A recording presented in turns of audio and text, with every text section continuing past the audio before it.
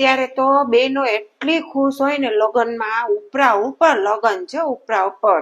એમાં પહેલે દિવસે તો એટલી ખુશ હોય, તમે જો તો બેન હારે માસી હારે ભાઈઓ હારે હા હા આમ હોય એકદમ આમ રોકવા પડે એટલું હશે. બીજે દિવસે થોડુંક સ્લો થઈ જાય અને રાત પડતા પડતા તો એકદમ સ્લો થઈ જાય. પછી મનમાં વિચાર આવી જાય કે કાલ તો અત્યારે ઘરે હસું એટલે પતી ગયું.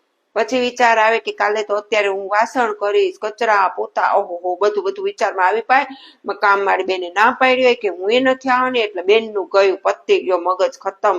અને એમાંય કોઈ આવીને પૂછે કે શું થયું તો કે ના કઈ નહીં તો જરાક માથું ભારી થઈ ગયું છે લગ્નમાં હે ને એટલા બધા એટલે.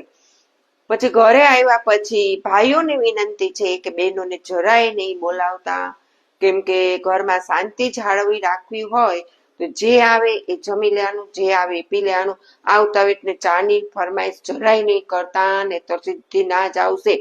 આ પૂછો અમે થાયકા પાયકા આવ્યા છીએ એમ જ આવશે. એટલે જરાય નહીં કરતા. જનહિતમાં જારી તમારા ઘરમાં શાંતિ જાળવી રાખવા માટે પ્રાર્થના.